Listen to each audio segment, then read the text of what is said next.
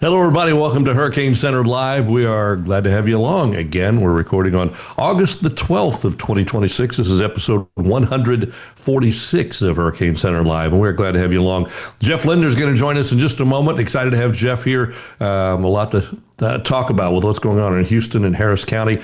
A quiet year, but that's not always been the case. So we'll talk with Jeff in just a moment. Let's thank our sponsors who make these shows a possibility week in and week out. We start with USAA.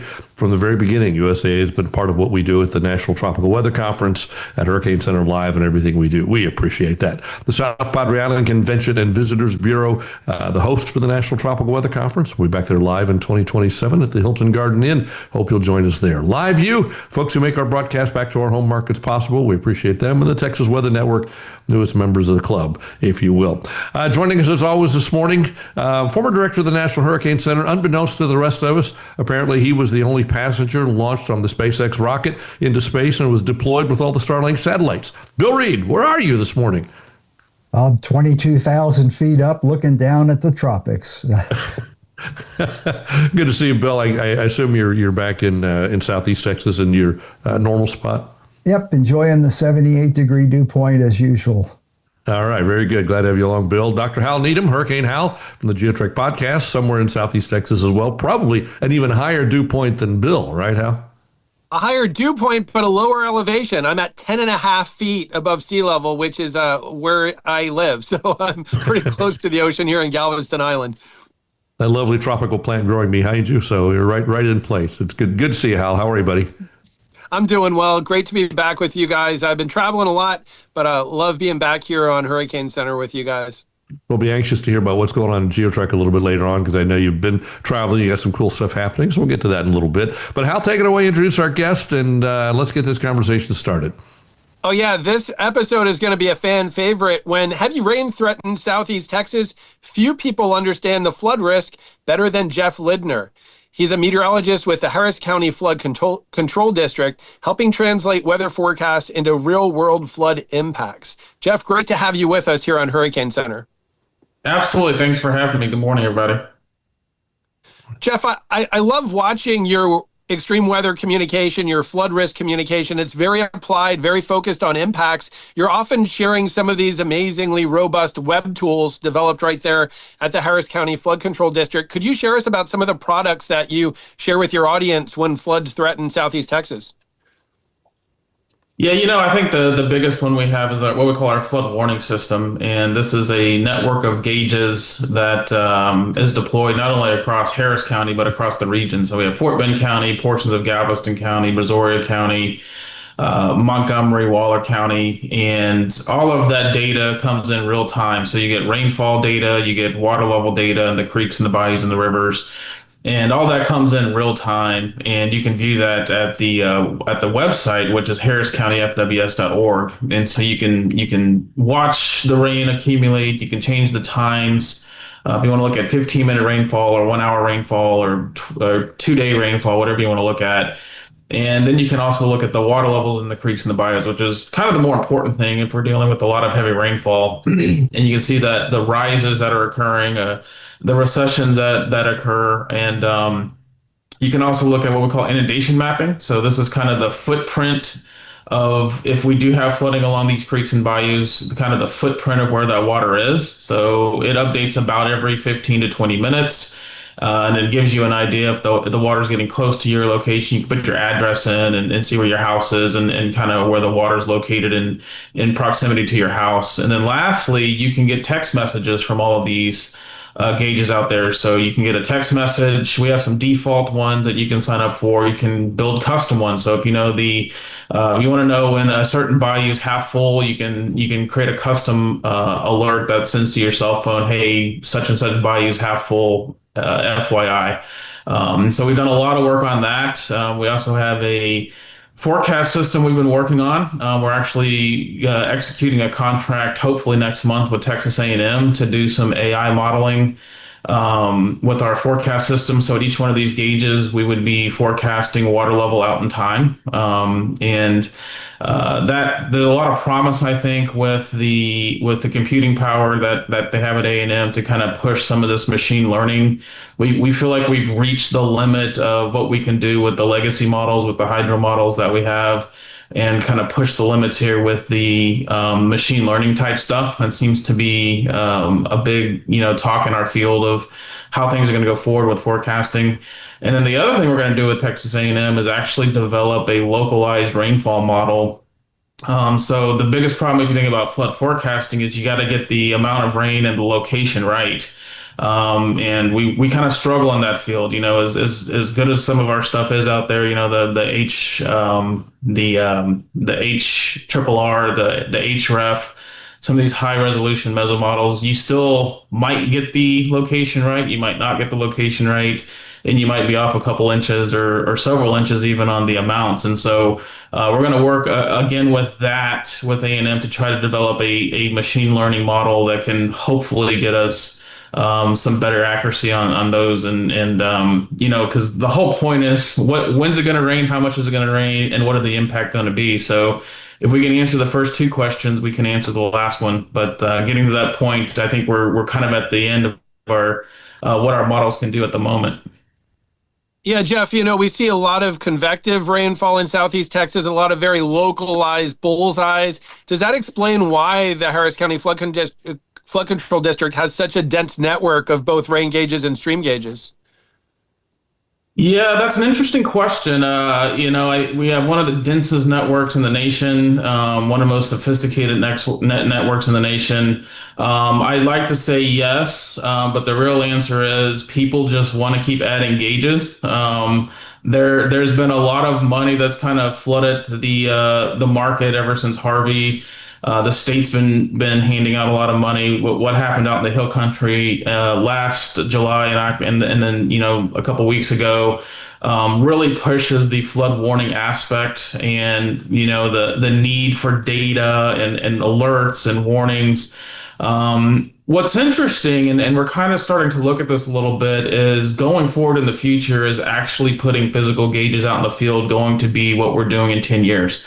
It's a lot of equipment, it's a lot of maintenance, it's a lot of money, it's a lot of funding, it's a lot of time.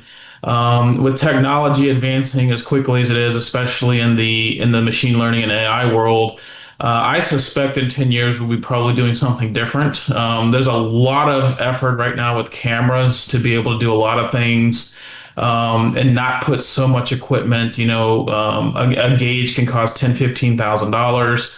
And so, you have to have a person to go out there and work on it. You have to maintain it. What can we do in the future to kind of limit some of that stuff? And I think AI and the camera technology may be where we end up. I don't know for sure.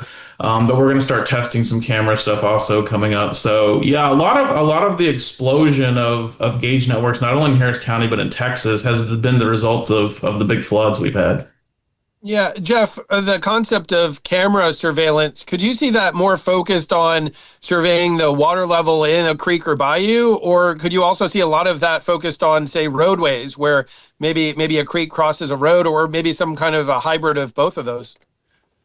I think we're going to end up with both of them to some degree. And I also think with the technology on vehicles nowadays, you have sensors on your tires that tell you if the air pressure is getting low. Those same sensors can also tell you if the tire has water over it.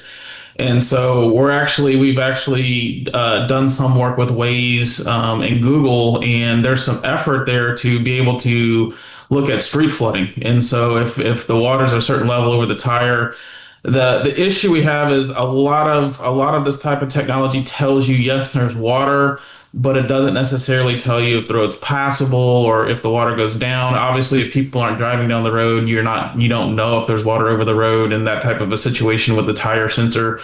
And so there's some, I think, again, there's some really smart people out there that can probably figure this out tomorrow. But I think the future is going to be a combination of sensors that are being put out anyways, that we're not necessarily going to go put out and pay for, that they're already going to be out there.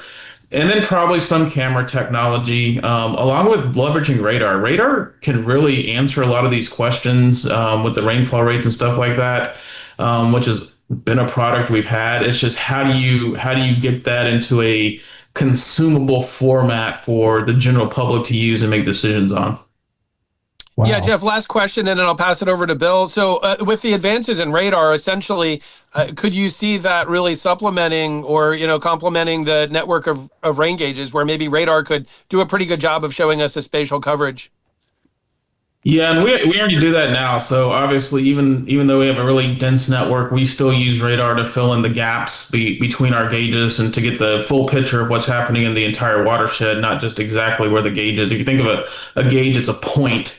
But some of these watersheds are several thousands square miles. And so what falls between those gauges is just as important as what falls at it. And as you mentioned, how we're so convectively driven here, you can get 4 or 5 inches of rain and at the gauge get nothing, and very short distance away get significant rain. And so leveraging radar, we already do. We do a lot of what we call the MRMS and the QPE data. So we're the products that we come in. We pull that in and look at that, and we also do some of that with the HER. So the HER can do some short-term forecast stuff that we pull in and look at very closely. So we're utilizing a lot of that. What's interesting is if you start utilizing some of that with AI and building some ensemble stuff, that's when it really gets interesting. But you got to have the computing power more than we can do on our desktops, and so that's hopefully what we're going to leverage with AM. Thanks, Jeff. Bill, I know you're dying to ask some questions. Let me pass the mic over to you.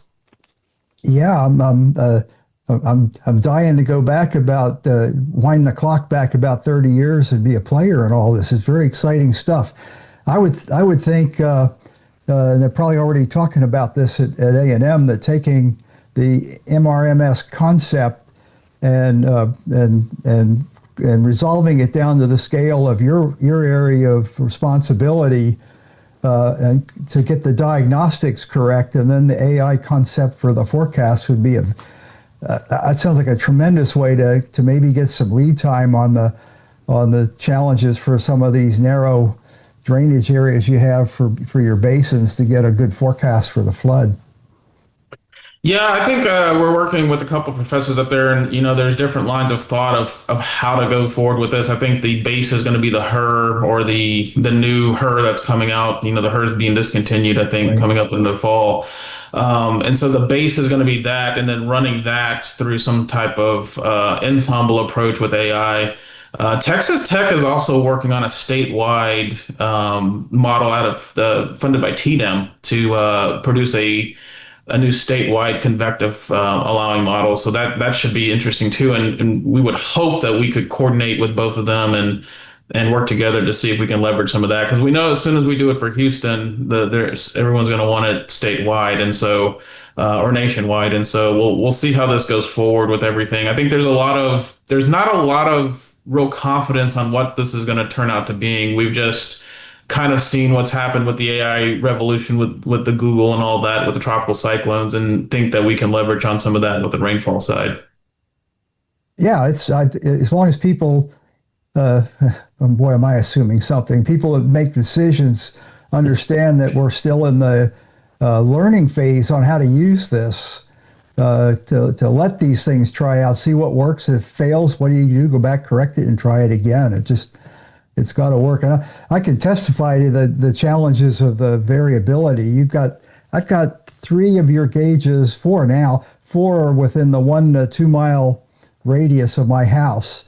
And the kind of storms we've had lately, I had like 1.6 inches the other day, and the highest in any of the other 4 gauges was 0.4. Yeah. I thank you for that. My yard needed it. Yeah. Kind of shifting gears here, one of the issues that sticks in my craw, and I'm sure you guys too, is we can't seem to get past the issue of building too deep into the flood-prone areas, and it's become headlines recently. It sounds like the lessons learned from Harvey are slowly being forgotten, and people want to develop down into the lower floodplain. I'm not even all that confident that the floodplain information that's currently official from the FEMA maps there is very good. Any thoughts on that?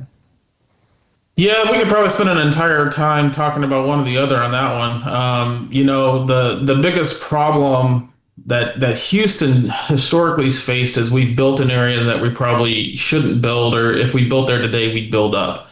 And so we have a lot of areas that were built back in the 50s, 60s, and 70s. The first floodplain maps for this county came out in the early 80s. So folks really didn't know how deep they were building in the floodplains. We didn't really have any maps that said anything like that. If you really kind of think about it, Houston sort of gets a little bit of a bad rap for its flooding. It's really no different from New Orleans or any place along the Gulf Coast. There's folks in New Orleans that flood, and they have a different situation there, but the structures still flood there. But for some reason, Houston, like, it's always flooding here, and you see the images of the streets that flood. The streets are designed to flood. We don't have as much house flooding here as we had even when I started. When I started back in 2003, 2004, 4 or 5 inches of rain would result in structure flooding. Now 5, 6, 7 inches of rain, we don't have a lot of structure flooding. And so we've actually made a lot of progress. But the problem is progress is hard to measure when you also put storms in there like the tax day flood, or you put Harvey in there, and that's all people remember is the whole area flooded and all these hundreds of thousands of homes flooded. And if you look at the progress we've made with flood mitigation and flood risk reduction, we've made a lot of progress. I mean, we really have. But if you look at the progress we still need to make, it's going to end up costing about $60 billion. That's with the B. And so the bond that was passed after Harvey to help reduce flooding risk here was $2.5 billion. And so you can see there's a little bit of a gap there to bring that 100-year flood protection to Harris County. When you talk about floodplains, that's a whole nother can of worms. What I tell everybody here, everyone's in a floodplain. Some of us have a greater risk. Some of us have a lower risk, but we all have a flood risk here. Honestly, if you live here long enough, you're probably going to flood. And when the day comes, when you get your Claudette or you get your Allison or you get your Harvey over your neighborhood, the chances are that drainage system's just not going to be able to handle it. And so we always harp on that. There's so much emphasis, especially now, so much emphasis put on these floodplains, and they kind of only tell half the story. They only tell the flooding from the creeks and the bayous. They don't talk about the flooding, or they don't indicate the flooding from the roadway systems that, it just rains 5 inches in an hour in your neighborhood, and the underground system can't handle it. And so you get 2 or 3 inches of water in your house for an hour, and then it goes down. But that's damaging, and you're not in a floodplain and all that type of stuff. And so I just always stress that this whole place is a floodplain. The Gulf Coast is a floodplain, and we're going to get these big rains that we're going to have flooding inside and outside of our determined floodplains. That's great, because that's kind of what I used to do all the time was saying we're flat here, and the kind of rains we get, you can't discharge it into the stream system fast enough, and if you just forget about the floodplain and realize that you're at some kind of risk, and how much are you willing to shoulder without buying flood insurance? Yeah, that's exactly right. And there's been a lot of differences and changes with FEMA and the flood insurance program, and the maps and the mapping and all that kind of stuff. And so how we deal with all that going forward is constantly changing also. Good. Let's take our mid-show break, guys. This is fascinating. Great conversation. Jeff, would just really enjoy hearing what is happening and what has happened. But let's take our mid-show break. Let's thank our sponsors who are part of the program week in and week out. We thank USAA. I want to thank the South Padre Island Convention and Visitors Bureau, Live View, and the Texas Weather Network. We have a tropical update for today. Bill, before we get to that, I want to show you all something that crossed my Facebook feed this morning. That's the WTF moment of the day. And I know that's pretty small on your screen. And if you're watching on your phone or you're listening, I'm just going to tell you a little bit. I'm not going to tell you where it came from. And I know it's on there, but that's, I don't want to share them. But it says the National Hurricane Center is tracking a disturbance in the Eastern Gulf with development odds now at 80%, with formation of a tropical depression possible within the next day. Regardless of designation, meteorologists say repeated rounds of heavy rain, blah, blah, blah, blah, blah, blah, blah. It says weather source, National Hurricane Center, forecast issued August 10th, 2026. And then there's an image there of a big bad storm or something forming in the Gulf with an 80% circle over it. It does have the date of September 11th on the graphic itself. Bill, I hate to hand it over to you because I don't think Alex has a bleep button, but it's just the misinformation is irresponsibility of it. That's not what's out there at all. Yeah, if I could invent a system where if I saw that and knew where it came from, I could send a large electromagnetic pulse in there and fry their computer, I would probably do it. We got a guy named Guido we can send over there that can take care of it. Yeah, but go ahead and give us a real tropical update, Bill. What's going on? It's just disturbing what people are doing for clickbait nowadays. So let's give them the real thing. Okay, let me share the screen here and find where I was at. That one. As I always say, now that we record this for later viewing, that this is Wednesday morning, August the 12th. Please check your reliable sources for what's going on when you see this and want to see what's up the latest in the tropics. It's changing as we speak. Before we went into this recording, the updates were starting to come in from the National Hurricane Center. I guess this is now going to be Cristobal up here in the subtropics, heading kind of towards the Azores, but not really considered to be much of an issue. These are two systems, two waves that came off of Africa. We're coming into the African easterly wave season, and in spite of El Nino, those things keep coming. The impacts from the El Nino, strongest felt will be when it gets into the western part of the tropical Atlantic, and the dearth of clouds in here is somewhat indicative of that. We've had that all summer, all season. A lot of dust and dry air, and a lot of wind shear once it gets over here. So those are the systems that the Hurricane Center is monitoring, as should we. I'll update this screen for you. There's Cristobal. And again,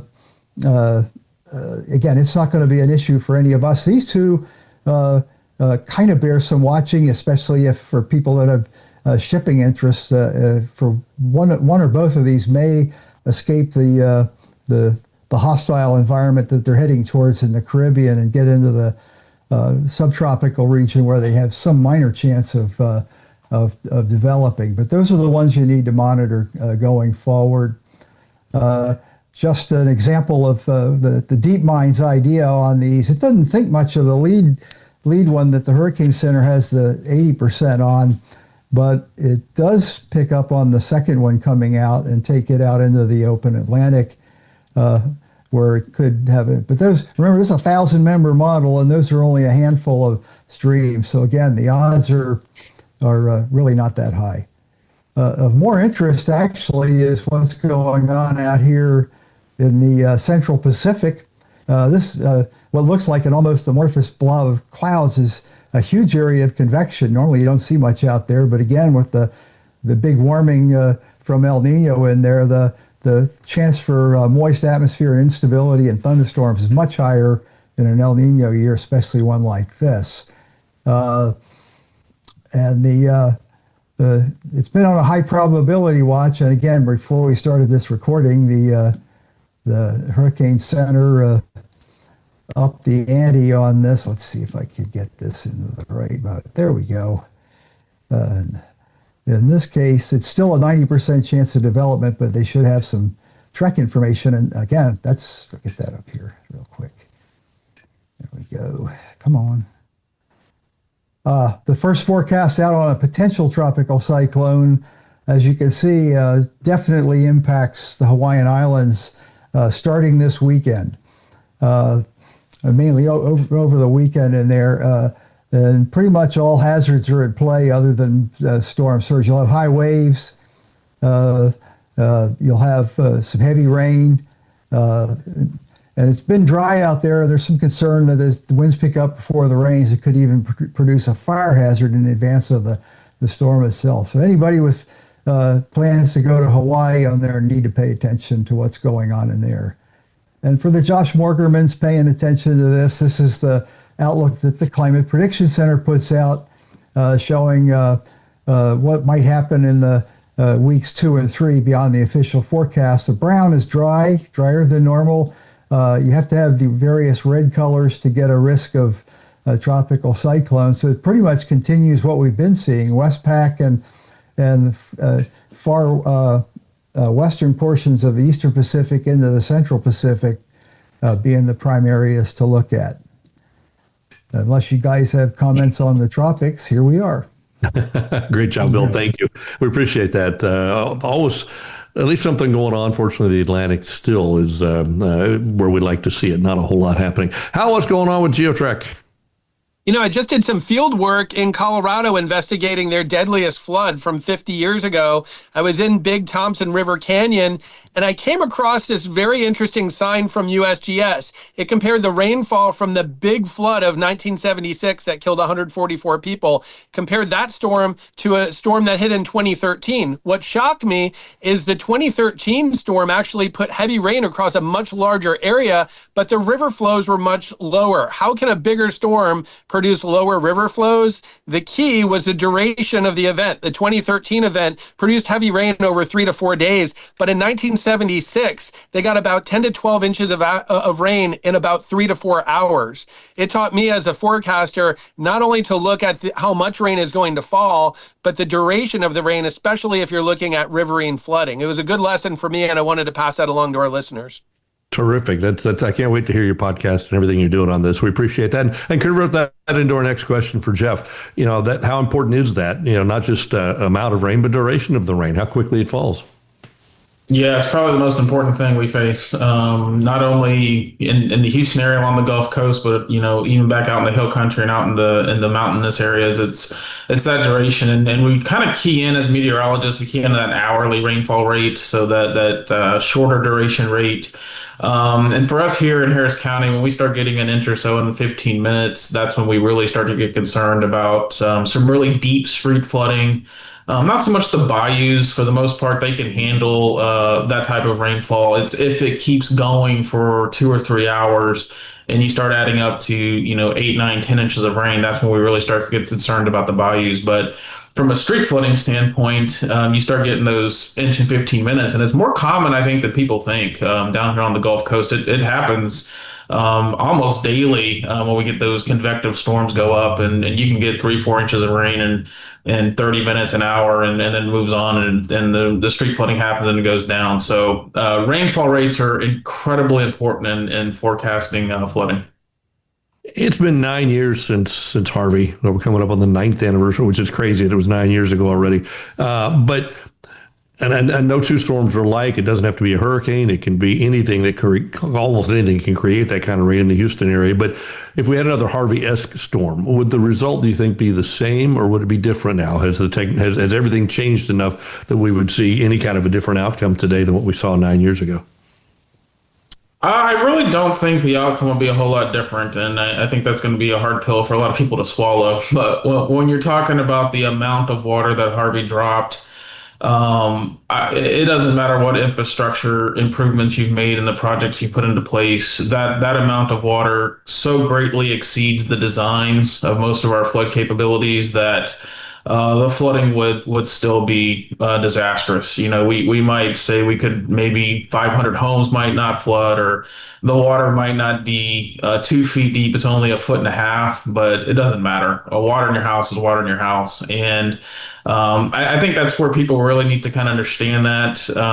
Even if we had other storms, forget Harvey for a minute. Harvey's kind of off the scale. But if you look at the Tax Day storm or the Memorial Day storm that we've had here, or even what happened out in the hill country, the flood that just happened out there recently with the 10, 20 inches of rain, we would still have very significant flooding. We would still have thousands of homes flood because we just don't design. We can't design for that amount of water in that time period. And so you have to kind of think of it as you're taking so much water in a short period of time and trying to squeeze it down through a straw, if you will, or a water hose and try to get it out of here. That's kind of what we're up against here. And so, yeah, unfortunately, I think the answer is not what most people want to hear, because they think we can solve this and we can work at making it better, but we will never solve the flooding problem. I mean, it's just like New Orleans. They've done a lot of work there with strengthening the levees, maintaining the levees, but there's always going to be that hurricane that can exceed that design and flood the city again. And so this is the same thing here. And unfortunately, it's the same thing out in the hill country. All this effort has been put out in the hill country with warning systems and all that type of stuff. But that will happen again out in the hill country. It won't be probably on the Guadalupe, but it'll be somewhere else, where we see, the big floods out there, and the RV camps and the camps down along the river and all that type of stuff. It will happen again. That's the message there. We're coming up on the end of the program. We got time for one more question from each guy. So, Bill, final question. I've got a whole page of them, but one question, Bill. Yeah. What big engineering thing do you think is being planned that might help with the flood situations here? I know I've heard of a lot of ideas, but do you have one that in particular that might have some fruit to bear?